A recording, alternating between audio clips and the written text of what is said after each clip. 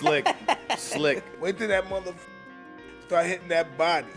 Yeah. Alvarez hit different. that mother body. Look how slick. Mike, look how slick he is. Oh, he's gonna get in August of 2024 against Israel Madrimov to make him a 4-division champion. That's it. That's all. He hasn't fought since then. Look, with Crawford, I think gaining too much weight and too much muscle might affect them. If they're thinking of surviving and being able to take a punch and being able to go rounds. After joining Canelo Alvarez at the news conference, Mike Tyson cautions Terence Crawford, saying that Crawford is much too little to take on Canelo. Tyson maintains that Crawford has no realistic chance of defeating the Mexican champion and thinks spectators aren't really interested in the bout. His remarks give the pre-fight conversation a keen edge and stoke discussion about whether the fight should go place at all. That Terence Crawford is simply too small and doesn't have a chance to beat Canelo Alvarez.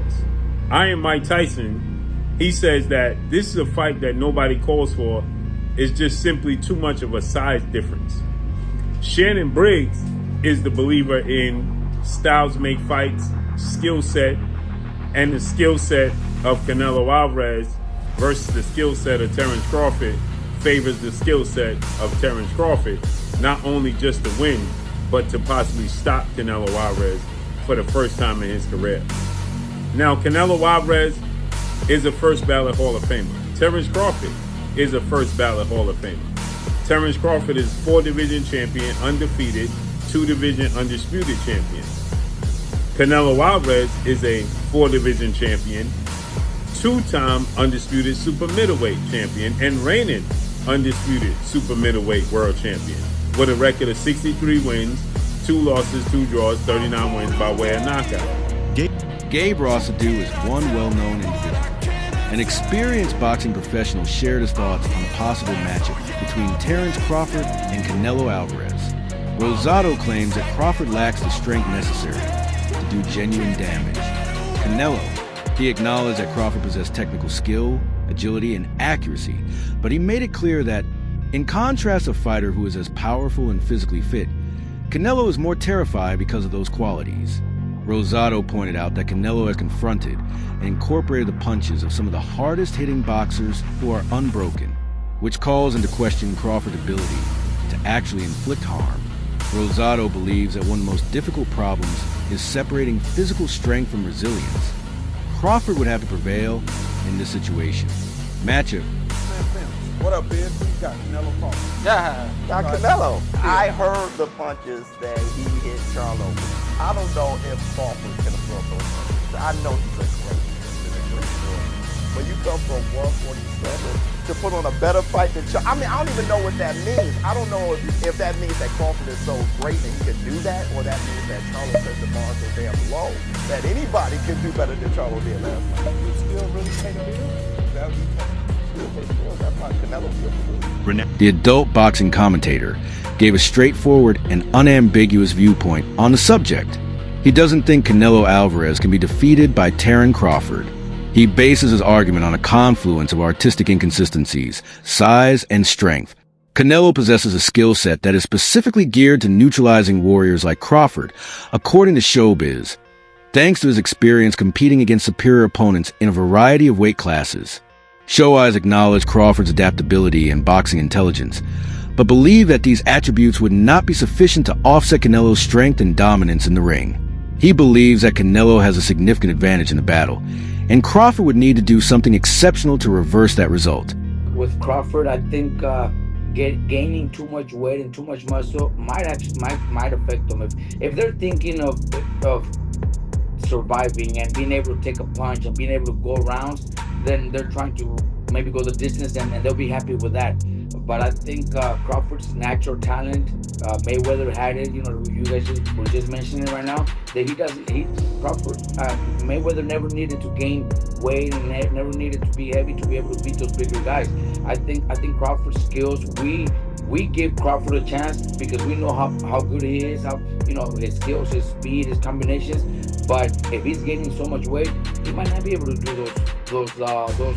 He might not be able to have those same skills when it comes to his speed, his footwork, because of the weight. So we'll see. You know, I just hope he's not just training and getting big to survive and go the distance, because maybe that's a win for him. Maybe he's thinking, if I go the distance with him, that's a big win for me. So, you know, I just hope not. I expect Crawford to actually pull up some runs and maybe pull up the fight. But if he's too heavy, too big, he's gonna get hit, and he's gonna have to exchange punches, and that's where the danger comes in. Renowned trainer Robert Garcia voices worries on Crawford's choice to gain a substantial amount of weight in order to compete against Canelo. Fast or significant weight gain, according to Garcia, can have detrimental effects on a fighter's agility, stamina, and general acuity in the ring. He cautioned that Crawford's speed, one of his biggest attributes, would be diminished by the additional weight. Garcia also criticized the similarities drawn between Crawford and Floyd Mayweather, saying they were incorrect. He emphasized that Mayweather never bulked up as much to take on bigger opponents, and that his ability to outperform them was more on quickness and technique than size. The physical demands of competing at a significantly greater weight, in Garcia's opinion, might disadvantage Crawford even before the bell rings. Canelo, he has mastered his style. Now, typically, Latinos, they got their own style versus melanated black people. Having like more rhythm, more flashiness and panache to their stuff, more swag. Yeah. We just fight different than other ethnicities. If you want to throw a Amir Khan in there, his ethnicity, he's in and out. Yeah, that's the European kind of style. Textbook, you know, but that was his style. Canelo got his style and he mastered it. Terence Crawford, and I take nothing away from him. He's like freakishly good, you know. He go both sides, southpaw, orthodox, you know. And I feel like he adapt well. But it don't take much to get hit, especially when he's throwing 8-ounce gloves. He cannot slip up. He cannot slip up. He's gonna have to stay set from bing to bing from round 1 to 12, and he better be in shape. I'm talking about like not 12 round shape, I'm talking about like 16 round shape. Gary Antoana praised Canelo Alvarez for being an expert in his particular style of boxing. He characterized Canelo as a boxer who is well aware of his advantages and knows how to use them to his fullest potential in each battle. According to Antoana, Crawford cannot just take away Canelo's years of refinement. Top-tier competition has honed Canelo's skill set, which includes body shots, counterpunches, and defensive head movements. Although Antoana recognized that Crawford is a skilled and versatile fighter, he emphasized that Canelo is an especially difficult opponent because of his ability to enforce his style. He added that it is very challenging for opponents to break the flow once a boxer reaches a degree of assurance and effectiveness Canelo exhibits. So that's another aspect of that comparison. And yes, you know, exactly what the champ said, exactly what Abel Sanchez said. You know, you're going to put on weight, you're going to be a different fighter. And I can say this even as a fighter as myself. As I've gotten heavier in my retirement, I try and move around the gym. It just feels different. And even when you start camp, you feel different in the beginning than you do at the end. But listen, we're still 4 or 5 weeks away. I don't know exactly what Terence is weighing right now. And even if he does say what he weighs, man, he's gone out there and said he's weighed, you know, all types of crazy numbers just to get people to get media to respond. So it's really not really going to know until the fight. We see these guys next to each other. He might look bigger right now, but he might not be that heavy. He might still be in the range that these guys are targeting for the fight itself. But I will say this: if you look at it historically, Floyd Mayweather, when he fought Canelo Alvarez, Floyd was 36 years old. Canelo was a young man. I think he was 21 or something like that, or 20, under 23, whatever the case may be. Floyd came in how Floyd always comes in. He didn't try to put on weight for that fight. I think he came in 150 pounds, like he always did in his big fights, and even at 36 years old. And it was his speed, it was his technical proficiency, it was his skill, and his jab, which is what gave Canelo fits all night long, and eventually why he lost 11 rounds to 1. So I don't know that Crawford really needs to be packing on this muscle. And I have actually argued in my own head. I'm like, yeah, but he's older. He's not Floyd. Floyd was 36 when they fought. Chris Algieri, former world champion, shared his perspective on the difficulties fighters encounter when increasing their weight.